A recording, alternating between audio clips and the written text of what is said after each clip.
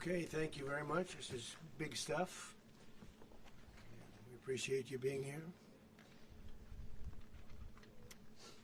Late last night and early today, at my direction, the United States Armed Forces conducted an extraordinary military operation in the capital of Venezuela. Overwhelming American military power, air, land, and sea, was used to launch a spectacular assault. And it was an assault like people have not seen since World War II. It was a force against a heavily fortified military fortress in the heart of Caracas to bring outlaw dictator Nicolas Maduro to justice. This was one of the most stunning, effective, and powerful displays of American military might and competence in American history. And if you think about it, we've done some other good ones, like the attack on Soleimani, the attack on al-Baghdadi, and the obliteration and decimation of the Iran nuclear sites just recently in an operation known as Midnight Hammer, all perfectly executed and done. No nation in the world could achieve what America achieved yesterday, or frankly in just a short period of time. All Venezuelan military capacities were rendered powerless as the men and women of our military, working with U.S. law enforcement, successfully captured Maduro in the dead of night. It was dark. The lights of Caracas were largely turned off due to a certain expertise that we have. It was dark, and it was deadly. But captured along with his wife, Celia Flores, both of whom now face American justice. Maduro and Flores have been indicted in the Southern District of New York, it's Jay Clayton, for their campaign of deadly narcoterrorism against the United States and its citizens. I want to thank the men and women of our military who achieved such an extraordinary success overnight with breathtaking speed, power, precision, and competence. You rarely see anything like it. You've seen some raids in this country that didn't go so well. They were an embarrassment. If you look back to Afghanistan, or if you look back to the Jimmy Carter days, they were different days. We're a respected country again, like never before. These highly trained warriors, operating in collaboration with U.S. law enforcement, caught them in a very ready position. They were waiting for us. They knew we had many ships out in the sea, just sort of waiting. They knew we were coming. So they were in a ready, what's called a ready position. But they were completely overwhelmed and very quickly incapacitated. If you would have seen what I saw last night, you would have been very impressed. I'm not sure that you'll ever get to see it, but it was an incredible thing to see. Not a single American service member was killed, and not a single piece of American equipment was lost. We had many helicopters, many planes, many people involved in that fight. But think of that, not one piece of military equipment was lost, not one service member was, more importantly, killed. The United States military is the strongest and most fearsome military on the planet by far, with capabilities and skills our enemies can scarcely begin to imagine. We have the best equipment anywhere in the world. There's no equipment like what we have, and you see that even if you just look at the boats. You know, we've knocked out 97% of the drugs coming in by sea. 90%. Each boat kills on average 25,000 people.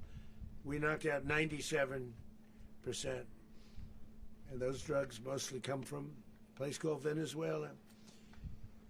We're going to run the country until such time as we can do a safe, proper, and judicious transition. So we don't want to be involved with having somebody else get in and we have the same situation that we had for the last long period of years.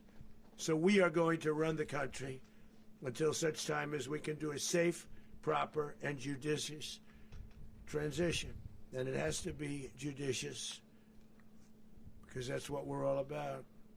We want peace, liberty, and justice for the great people of Venezuela, and that includes many from Venezuela that are now living in the United States and want to go back to their country. It's their homeland.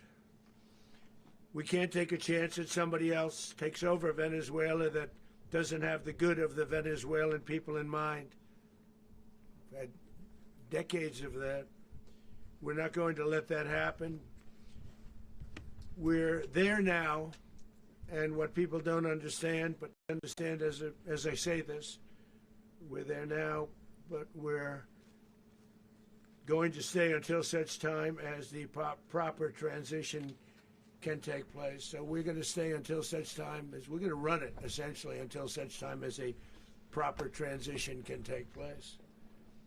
As everyone knows, the oil business in Venezuela has been a bust, a total bust, for a long period of time. They were pumping almost nothing by comparison to what they could have been pumping and what could have taken place. We're going to have our very large United States oil companies, the biggest anywhere in the world, go in, spend billions of dollars, fix the badly broken infrastructure, the oil infrastructure, and start making money for the country. And we are ready to stage a second and much larger attack if we need to do so. So we were prepared to do a second wave if we needed to do so. We actually assumed that a second wave would be necessary, but now it's probably not. The first wave, if you'd like to call it that, the first attack was so successful, we probably don't have to do a second, but we're prepared to do a second wave, a much bigger wave, actually. This was pinpoint, but we have a much bigger wave that probably won't have to do. This partnership of Venezuela with the United States of America, a country that everybody wants to be involved with because of what we were able to do and accomplish, will make the people of Venezuela rich, independent, and safe. And it will also make the many, many people from Venezuela that are living in the United States extremely happy. They suffered. They suffered. So much was taken from them. They're not going to suffer anymore. The illegitimate dictator Maduro was the kingpin of a vast criminal network responsible for trafficking colossal amounts of deadly and illicit drugs into the United States. As alleged in the indictment, he personally oversaw the vicious cartel known as Cartel de las Solas, which flooded our nation with lethal poison, responsible for the deaths of countless Americans, many, many Americans. Hundreds of thousands over the years of Americans died because of him.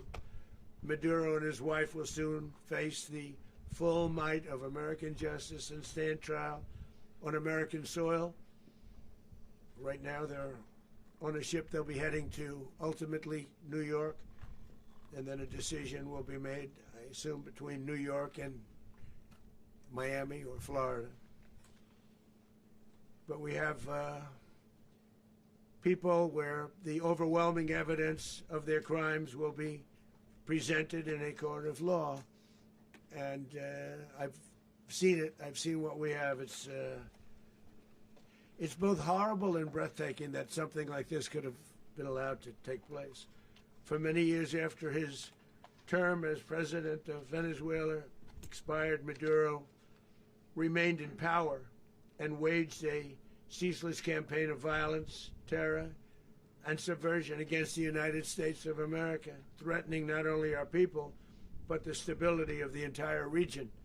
And you all saw it. In addition to trafficking gigantic amounts of illegal drugs that inflicted untold suffering and human destruction all over the country, all over, in particular, the United States. Maduro sent savage and murderous gangs, including the bloodthirsty prison gang, Tren de Aragua, to terrorize American communities nationwide, and he did indeed. They were in Colorado. They took over apartment complexes. They cut the fingers off people if they called police.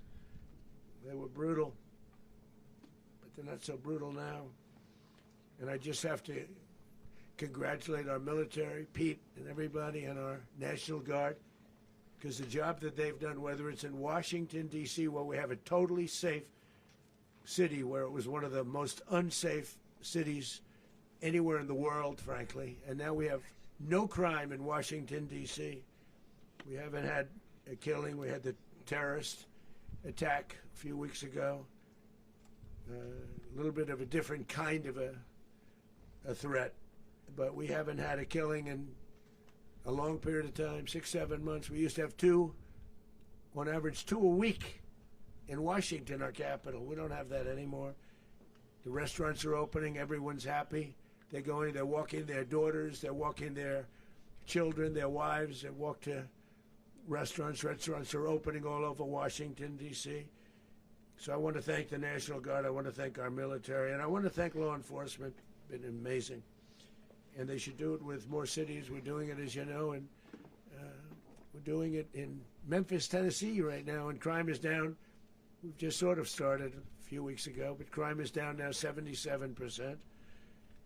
And the governor of Louisiana called, great person, and he wanted us to help him, as you know, in a certain very nice part of Louisiana, and we have done that. It was a rough section, and we have crime down. I understand it's down to almost nothing already after 2.5 weeks. New Orleans, it's down to almost nothing, and we've only been there for 2.5 weeks. Can't imagine why governors wouldn't want us to help. We also helped, as you know, in Chicago, and crime went down a little bit there. We did a very small help because we had no working ability with the governor. The governor was a disaster, and the mayor was a disaster. But it knocked down crime. But we're pulling out of there when they need us. We'll know. You'll know. You'll be writing about it. And likewise, Los Angeles, where we saved Los Angeles early on, where the head of the police department made a statement that if the federal government didn't come in, we would have lost Los Angeles. That's long after the fires. That's when they had the riots in Los Angeles. We did a great job. Got no credit for it whatsoever, but that's okay. It doesn't matter. We don't need the credit. But we'll be pulling out when they need us. They'll call, or we'll go back if we have to. We'll go back. But we did a great job in various cities. But the place that we're very proud of is Washington, D.C., because it's our nation's capital. We took it from being a crime-ridden mess to being one of the safest cities in the country. But the gangs that they sent raped, tortured, and murdered American women and children. They were in all of the cities I mentioned, Tren de Aragua. And they were sent by Maduro to terrorize our people, and now Maduro will never again be able to threaten an American citizen or anybody from Venezuela. There will no longer be threats. For years I've highlighted the stories of those innocent Americans whose lives were so heartlessly robbed by this Venezuelan terrorist organization. Really one of the worst. One of the worst, they say the worst. Americans like 12-year-old Jocelyn Nungary from Houston. Beautiful Jocelyn Nungary, what happened to her? They, as you know, they kidnapped, assaulted, and murdered by Tren de Aragua animals. They murdered Jocelyn and left her dead under the bridge. There was a bridge that will never be the same to so many people after seeing what happened. As I've said many times, the Maduro regime emptied out their prisons, sent their worst and most violent monsters into the United States to steal American lives. And they came from mental institutions and insane asylums. They came from prisons and jails. The reason I say both, they sound similar. Actually, prisons a little bit more hostile, a little bit tougher. A mental institution isn't as tough as an insane asylum, but we got them both. They sent from their mental institutions, they sent from their jails, prisons. They were drug dealers, they were drug kingpins, they sent everybody bad into the United States. But no longer, and we have now a border where nobody gets through. In addition, Venezuela unilaterally seized and stole American oil, American assets, and American platforms, costing us billions and billions of dollars. They did this a while ago, but we never had a president that did anything about it. They took all of our property. It was our property. We built it. And we never had a president that decided to do anything about it. Instead, they fought wars that were 10,000 miles away. We built Venezuela oil industry with American talent, drive, and skill, and the socialist regime stole it from us during those previous administrations, and they stole it through force. This constituted one of the largest thefts of American property in the history of our country. Considered the largest theft of property in the history of our country. Massive oil infrastructure was taken like we were babies, and we didn't do anything about it.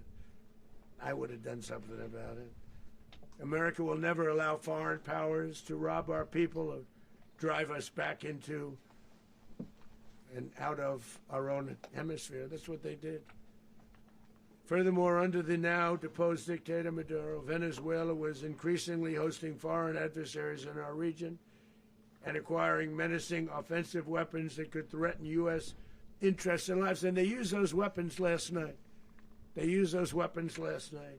Potentially in league with the cartels operating along our border. All of these actions were in gross violation of the core principles of American foreign policy, dating back more than 2 centuries. And not anymore. All the way back, it dated to the Monroe Doctrines. And the Monroe Doctrine is a big deal. But we've superseded it by a lot. By a real lot. They now call it the Monroe Document. I don't know. It's Monroe Doctrine. We sort of forgot about it. It was very important, but we forgot about it. We don't forget about it anymore. Under our new national security strategy, American dominance in the Western Hemisphere will never be questioned again. Won't happen. So just in concluding, for decades, other administrations have neglected or even contributed to these growing security threats in the Western Hemisphere. Under the Trump administration, we are reasserting American power in a very powerful way in our home region. And our home region is very different than it was just a short while ago. The future will be, and we did this in my first term. We had great dominance in my first term, and we have far greater dominance right now.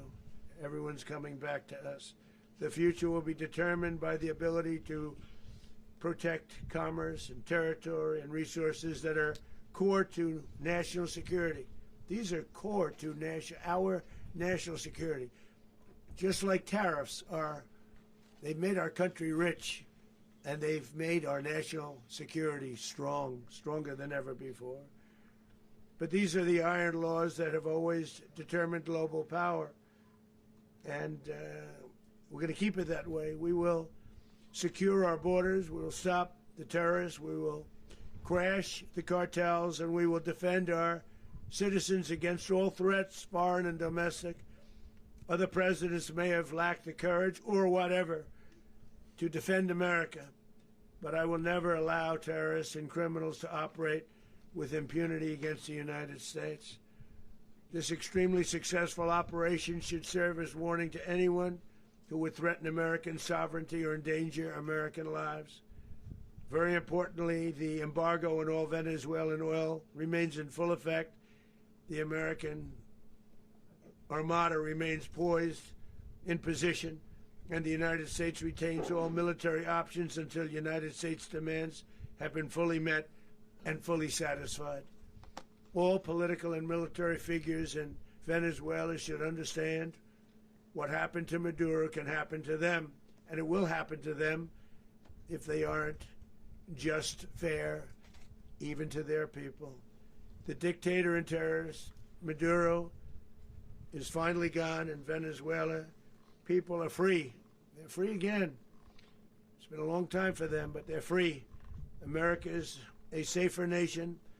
This morning, it's a prouder nation this morning because it didn't allow this horrible person and this country that was doing very bad things to us. It didn't allow it to happen. And the Western Hemisphere is right now a much safer place to be. So I want to thank everybody for being here.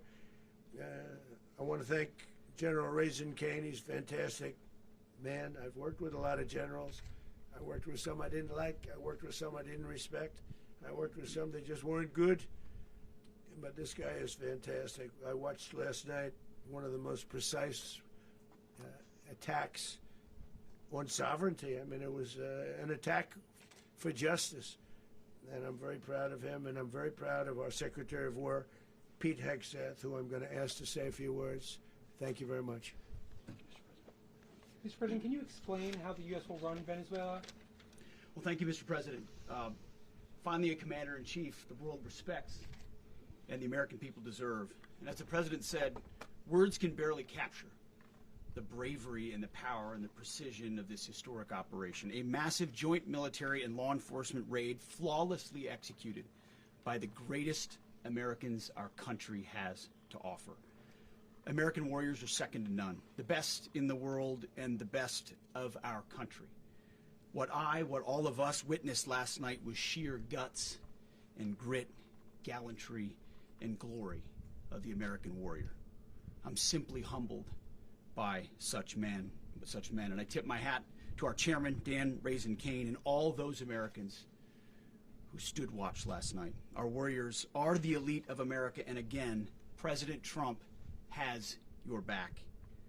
No other country on planet Earth, and it's not even close, could pull this kind of operation off. And no other president has ever shown this kind of leadership, courage, and resolve, the most powerful combination the world has ever seen. As the President said, our adversaries remain on notice. America can project our will anywhere, anytime. The coordination, the stealth, the lethality, the precision, the very long arm of American justice, all on full display in the middle of the night. Nicolas Maduro had his chance, just like Iran had their chance, until they didn't and until he didn't. He effed around, and he found out. President Trump is deadly serious about stopping the flow of gangs and violence to our country. Deadly serious about stopping the flow of drugs and poison to our people. Deadly serious about getting back the oil that was stolen from us. And deadly serious about reestablishing American deterrence and dominance in the Western Hemisphere. This is about the safety, security, freedom, and prosperity of the American people. This is America first. This is peace through strength. And the United States War Department is proud to help deliver it. Welcome to 2026, and under President Trump, America is back. I'd like to welcome now our Chairman Raisen Kaine, to give a few more details about the operation. Mr. Chairman. Thank you, Mr. Secretary. Thank you, Mr. President, and good morning. Last night, on the order of the President of the United States and in support of a request from the Department of Justice, as the President said, the United States military conducted an apprehension mission in Caracas, Venezuela, to bring to justice two indicted persons, Nicolas and Cecilia Maduro. This operation, known as Operation Absolute Resolve, was discreet, precise, and conducted during the darkest hours of January 2nd, and was the culmination of months of planning and rehearsal, an operation that, frankly, only the United States military could undertake. What I'd like to do this morning is talk to you through some of the preparation and the details without compromising any of our tactics, techniques, and procedures. There is always a chance that we'll be tasked to do this type of mission again. Our interagency work began months ago and built on decades of experience of integrating complex air, ground, space, and maritime operations. While the past 2 decades have honed the skills of our special operations forces, this particular mission required every component of our joint force, with soldiers, sailors, airmen, Marines, and Guardians working in unison with our intelligence agency partners and law enforcement teammates in an unprecedented operation. We leveraged our unmatched intelligence capabilities and our years of experience in hunting terrorists, and we could not have done this mission without the incredible work by various intelligence agencies, including the CIA, NSA, and NGA. We watched, we waited, we prepared, we remained patient and professional. This mission was meticulously planned, drawing lessons from decades of missions over the last many years, many missions over these last many years. This was an audacious operation that only the United States could do. It required the utmost of precision and integration within our joint force. And the word integration does not explain the sheer complexity of such a mission. An extraction so precise it involved more than 150 aircraft launching across the Western Hemisphere in close coordination, all coming together in time and place to layer effects for a single purpose: to get an interdiction force into downtown Caracas while maintaining the element of tactical surprise. Failure of one component of this well-oiled machine would have endangered the entire mission, and failure is never an option for America's joint force. Those in the air over Caracas last night were willing to give their lives for those on the ground and in the helicopters. Let me talk a little bit about the preparation. After months of work by our intelligence teammates to find Maduro and understand how he moved, where he lived, where he traveled, what he ate, what he wore, what were his pets, in early December, our force was set pending a series of aligned events. Key was choosing the right day to minimize the potential for civilian harm and maximize the element of surprise, and minimize the harm to the indicted personnel, so as the President said, they could be brought to justice. And as the President said earlier today, weather in Venezuela is always a factor this time of the year. And over the weeks through Christmas and New Year's, the men and women of the United States military sat ready, patiently waiting for the right triggers to be met and the President to order us into action. Last night, the weather broke just enough, clearing a path that only the most skilled aviators in the world could maneuver through. Ocean, mountain, low cloud ceilings, but when tasked with a mission, this organization does not quit. At 10:46 p.m. Eastern Time last night, the President ordered the United States military to move forward with this mission. He said to us, and we appreciate it, Mr. President, good luck and Godspeed. And those words were transmitted to the entire joint force. Over the course of the night, aircraft began launching from 20 different bases on land and sea across the Western Hemisphere. In total, more than 150 aircraft, bombers, fighters, intelligence, reconnaissance, surveillance, rotary wing were in the air last night. Thousands and thousands of hours of experience were airborne. Our youngest crew member was 20, and our oldest crew member was 49, and there's simply no match for American military might. As the night began, the helicopters took off with the extraction force, which included law enforcement officers, and began their flight into Venezuela at 100 feet above the water.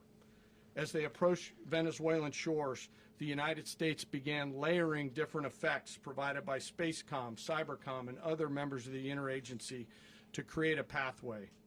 Overhead, those forces were protected by aircraft from the United States Marines, the United States Navy, the United States Air Force, and the Air National Guard. The force included F-22s, F-35s, F-18s, EA-18s, E-2s, B-1 bombers, and other support aircraft, as well as numerous remotely piloted drones. As the force began to approach Caracas, the Joint Air Component began dismantling and disabling the air defense systems in Venezuela, employing weapons to ensure the safe passage of the helicopters into the target area. The goal of our air component is, was, and always will be to protect the helicopters and the ground force and get them to the target and get them home.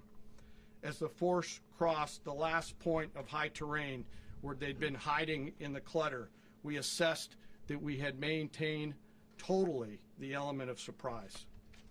As the helicopter force ingressed towards the objective at low level, we arrived at Maduro's compound at 1:01 a.m. Eastern Standard Time, or 2:01 a.m. Caracas local time, and the apprehension force descended into Maduro's compound and moved with speed, precision, and discipline towards their objective and isolated the area to ensure the safety and security of the ground force while apprehending the indicted persons. On arrival into the target area, the helicopters came under fire, and they replied with that fire with overwhelming force in self-defense. One of our aircraft was hit but remained flyable, and as the President said earlier today, all of our aircraft came home, and that aircraft remained flyable during the rest of the mission.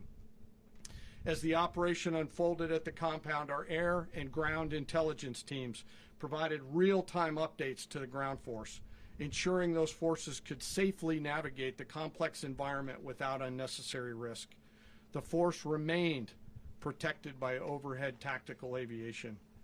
Maduro and his wife, both indicted, gave up and were taken into custody by the Department of Justice, assisted by our incredible U.S. military with professionalism and precision, with no loss of U.S. life.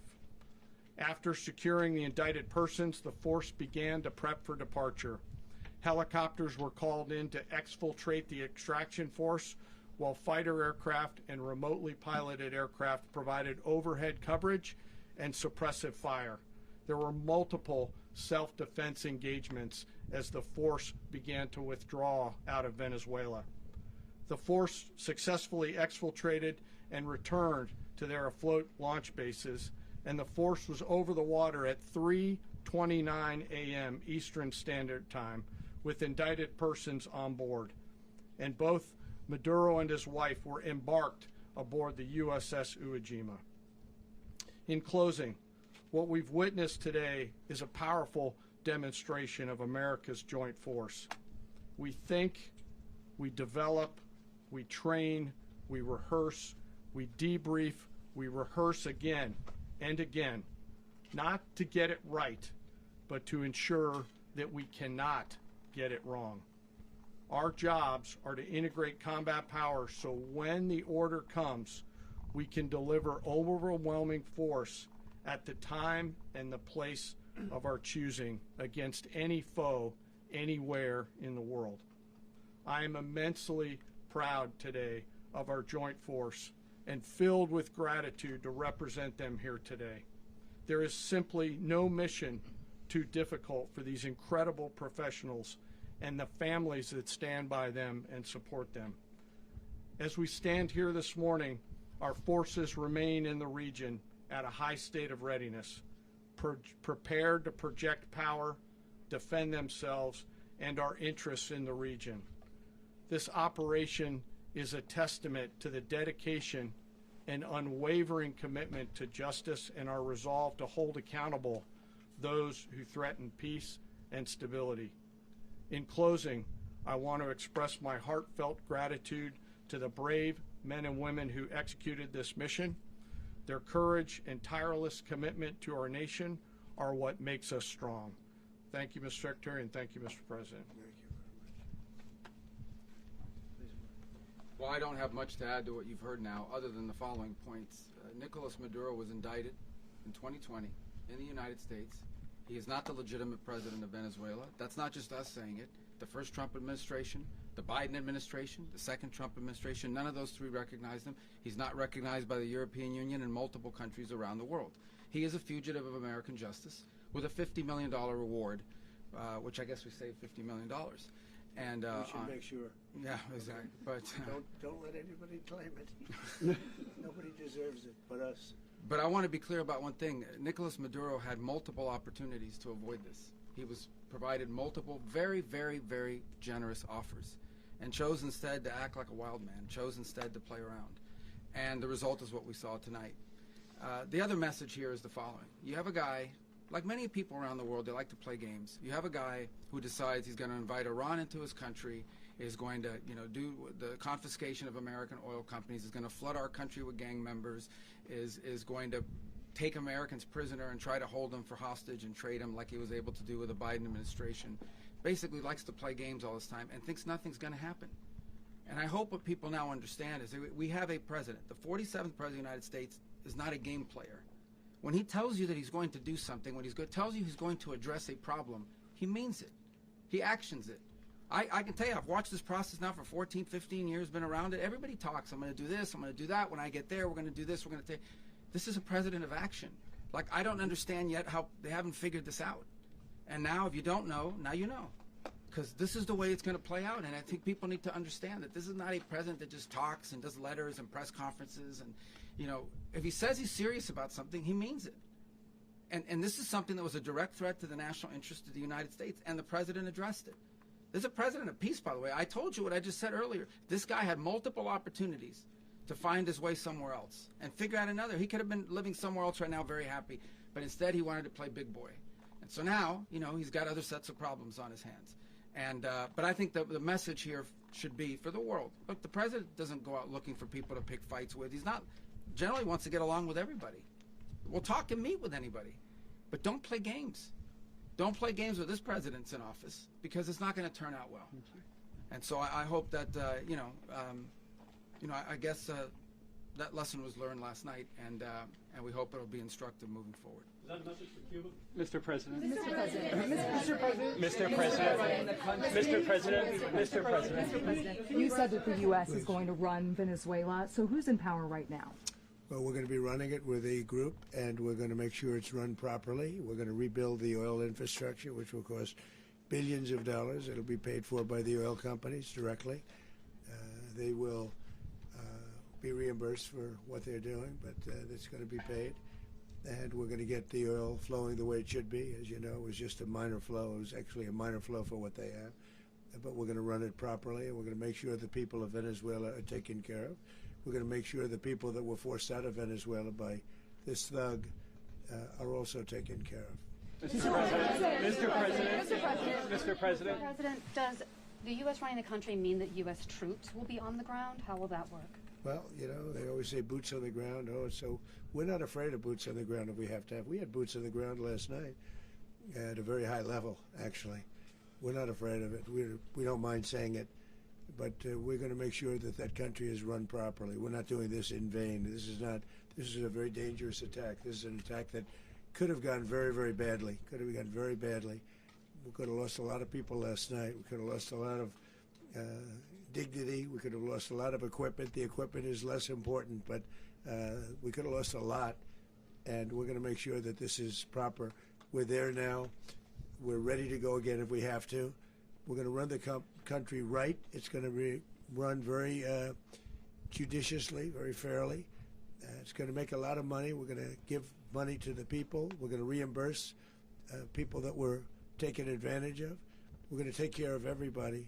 It's very important. We couldn't let them get away with it. They stole our oil. We built that whole industry there, and they just took it over like we were nothing. And we had a president that decided not to do anything about it.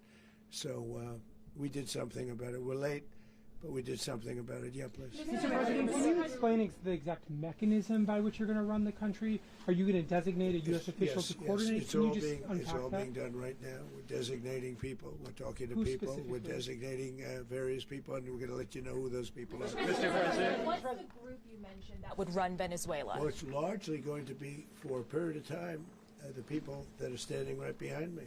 We're going to be running it. We're going to be bringing it back. It's a dead, I talk about a dead country. A year and a half ago, we were a dead country. Now we're the hottest country anywhere in the world. We're a country doing better than any country anywhere in the world, and it required leadership. Venezuela has a lot of bad people in there, a lot of bad people that shouldn't be leading. We're not going to take a chance that one of those people take over for Maduro. So you can look at, and others, we have fantastic people, including people in the military. So we're going to have a group of people running it until such time as it can be put back on track, make a lot of money for the people, and give people a great way of life, and also reimbursement for people in our country that were forced out of Venezuela. Mr. President, Rubio would be. you said earlier today that you weren't going to back Machado to come back and be the opposition leader in your Fox and Friends interview. And then you also mentioned the vice president of Venezuela. Are you going to work with the vice president of Venezuela, or how do you foresee the relationship Well, going? I understand she was just sworn in, but she was, as you know, picked by Maduro. So Marco's working on that directly. He just had a conversation with her, and she's essentially willing to do what we think is necessary to make Venezuela great again. Very simple. Mr. President, Colombian President Gustavo Petro, a couple weeks ago, he said he's got to watch his ass. And today, he said he's not concerned about anything happening to him in the aftermath of this operation. So, just what your message is Well, about he that. has cocaine mills. He has factories where he makes cocaine. And yeah, I think I stick by my first statement.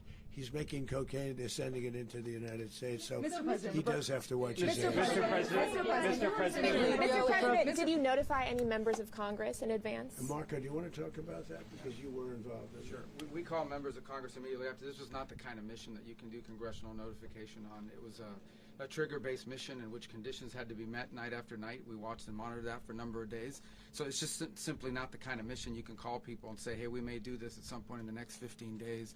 But it's largely a law enforcement function. Remember, at the end of the day, at its core, this was an arrest of 2 indicted fugitives of American justice, and the Department of War supported the Department of Justice in that job. Now, there are broader policy implications here, but it's just not the kind of mission that you can pre-notify because it endangers the mission.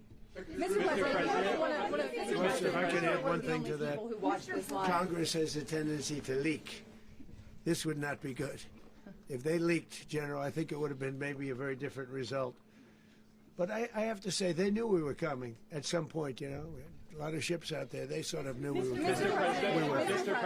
But Congress will leak, and we don't want leakage. Mr. President, You were one of the only people to watch this all play out live. What was Maduro doing when the U.S. forces entered what I assume would be his home? And also, was there any point where the U.S. was considering if Maduro pushed back or resisted killing Maduro? It could have happened. It could have happened. He was trying to get into a safe place. You know what a safe place is, all steel. And he wasn't able to make it to the door because our guys were so fast. They went through the opposition so fast. And there was a lot of opposition. People were wondering, do we get them by surprise? Sort of surprised, but they were waiting for something. It was a lot of opposition. There was a lot of gunfire. You saw some of it today. But he was trying to get to a safe place, which wasn't safe because we would have had the door blown up in about 47 seconds, they say on average, regardless of how thick the steel was. It was a very thick door. It was a very heavy door, but he was unable to get to that door. He made it to the door. He was unable to close it. So where is Maduro going to be? Go ahead, finish. Where is Maduro going to be in the time being right now? Do you know his exact Well, whereabouts? eventually, ultimately, in the near future, he's going to be brought to New York. And where is he going to be held? Where is he going to be held in New York? Do you know? That's going to be up to the officials that do these things. Mr. President, the U.S. has something of a mixed track record of ousting dictators without necessarily a plan for what comes afterwards. Not with Did me, that though. weigh on your decision Well, that's making? when we had different presidents, but with me, that's not true. With me, we've had a perfect track record of winning.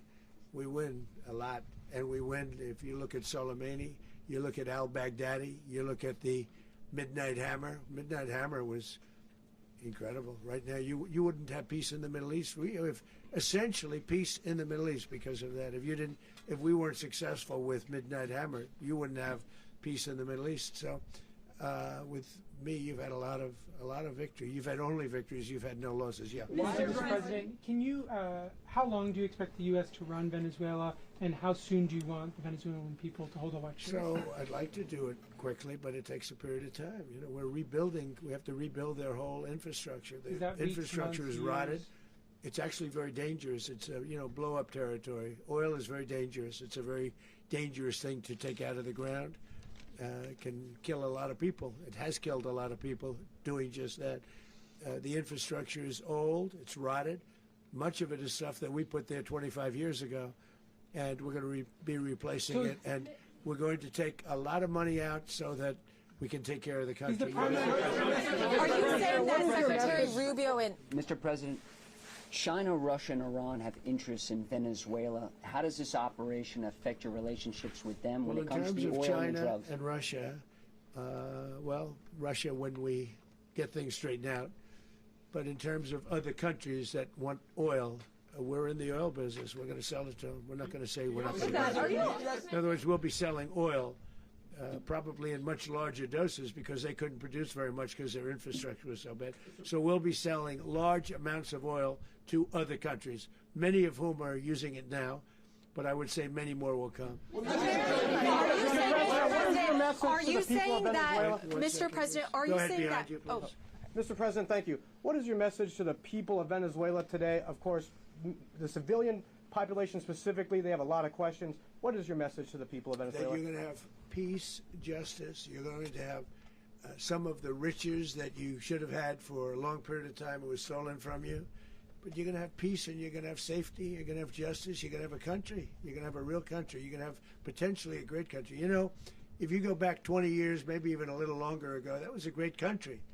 And they destroyed it. Remember I said that if we lose this election, the United States will be Venezuela on steroids. That's what would have happened. Had we lost the election, the 2024 election, we suffered so badly. When you look at the border from 2020, what they did, what Joe Biden administration did to our country should never be forgotten. But if we had to go through another year of that, we would be exactly where Venezuela was in terms of, I used to say, if they win, we're going to be Venezuela on steroids, and that's what would have happened. President, thank you. Are you saying that Secretary Hegseth and Rubio are going to be running Venezuela, and will you be sending in U.S. military troops to provide? They're going to be a team that's working with the people of Venezuela to make sure that we have Venezuela right. Because for us to just leave, who's going to take over? I mean, there is nobody to take over. You have a vice president who's been appointed by Maduro. And right now she's the vice president, and she's, I guess, the president. She was sworn as president just a little while ago. She had a long conversation with Marco, and she said, we'll do whatever you need. I think she was quite gracious, but she really doesn't have a choice. We're going to have this done right. We're not going to just do this with Maduro, then leave like everybody else, leave and say, let it go to hell. If we just left, it has zero chance of ever coming back. We'll run it properly. We'll run it professionally. We'll have the greatest oil companies in the world go in and invest billions and billions of dollars and take out money, use that money in Venezuela. And the biggest beneficiary are going to be the people of Venezuela. And also, I can't stress this strongly enough, the people that got thrown out of Venezuela that are now in the United States, and frankly, some want to stay, and some probably want to go back. Yeah. So, Mr. President, what's being done to protect Americans in the country, and were any of the detained Americans Well, right now they're very last protected night? because nobody's going to mess with us. They're very protected. The people of, and we let them know that you better not touch one of them. Are you concerned that bad elements of the Maduro regime will remain in place? Well, we know who they are. We're on them, and they're acting much differently now than they would have acted 2 days ago. And what can you okay, say wait, about behind you, please. Mr. President, why is running a country in South America America first? Well, I think it is because we want to surround ourselves with good neighbors. We want to surround ourselves with stability. We want to surround ourselves with energy. We have tremendous energy in that country. It's very important that we protect it. We need that for ourselves. We need that for the world. And we want to make sure we can protect it. Yes, sir. Please, go ahead. Yeah, is there a message here for Cuba and Diaz-Canel? Well, Cuba is an interesting case. Cuba is, not doing very well right now. That system has not been a very good one for Cuba. The people there have suffered for many, many years. And I think Cuba is going to be something we'll end up talking about because Cuba is a failing nation right now, very badly failing nation. And we want to help the people of it's very similar in the sense that we want to help the people in Cuba, but we want to also help the people that were forced out of Cuba and living in this country. Do you want to say something about that, Marco, please? Well, I mean, I just gave you a statement a few minutes ago about, when the president speaks, you should take him seriously. So suffice it to say, Cuba is a disaster.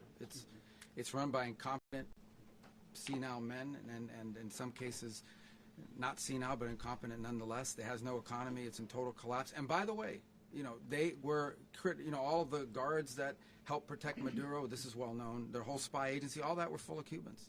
I mean, it's amazing. This poor island took over Venezuela in some cases. One of the biggest problems the Venezuelans have is they have to declare independence from Cuba. They tried to basically colonize it from a security standpoint. So, yeah, look, if I lived in Havana and I was in the government, I'd be concerned, at least a little bit. Are you cutting off the oil flow to Cuba from Venezuela?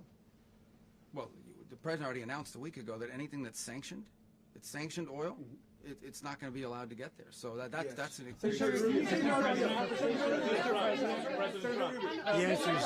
answer is yes. Mr. President. Is the U.S. aware of the location of opposition leader Machado, and have you been in contact with her? No, we haven't. We haven't. Mr. President, on Monday. Oh, I think it would be very tough for her to be the leader. She doesn't have the support within or the respect within the country. She's a very nice woman, but she doesn't have the respect. Mr. President, is it possible that the U.S. ends up administrating Venezuela for years? Well, it won't cost us anything because the money coming out of the ground is very substantial, so it's not going to cost us anything. So the U.S. isn't going to dedicate money to. Well, we want safety there. We want to be surrounded by countries that aren't housing all of our enemies all over the world. That's what was happening, and you don't want to have that. But we're going to be rebuilding, and we're not spending money. The oil companies are going to go in. They're going to spend money. We're going to take back the oil that, frankly, we should have taken back a long time ago.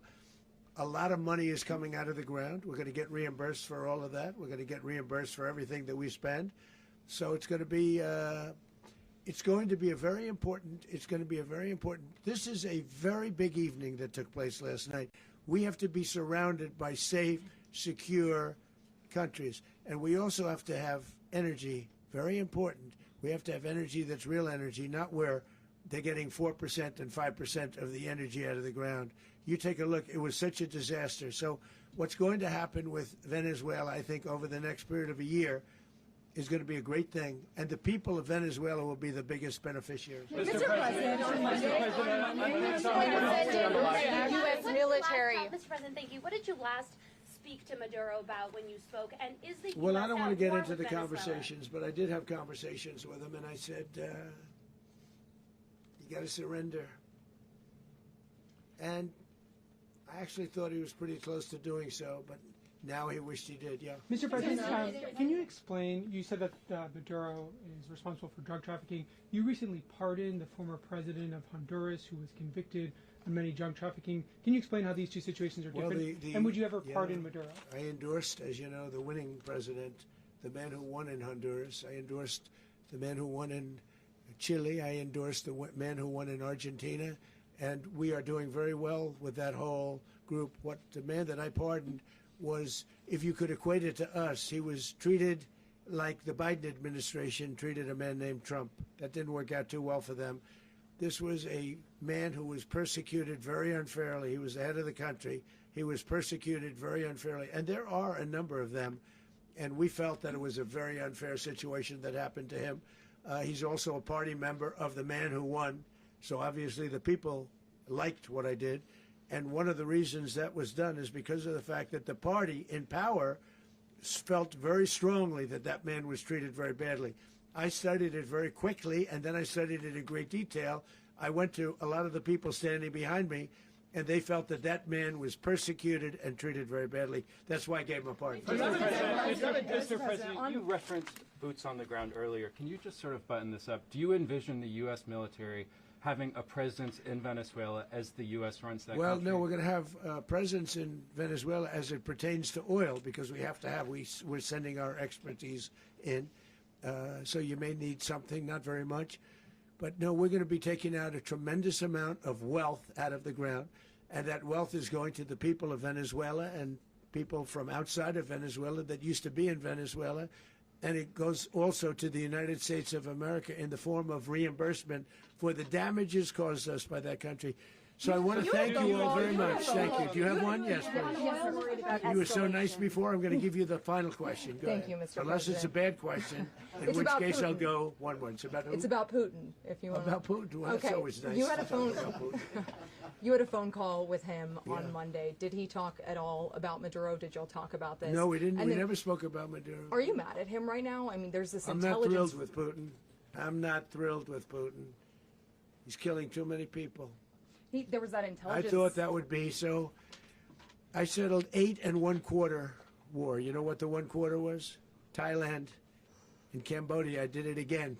They broke out, and I did it in about 5 hours, and I settled it. I'm giving myself 1/4, so I'm up to now 8 1/4. In other words, I settled the war, but then they broke out. They had a pretty bad breakout over the last 4 days. I got them to go back to peace.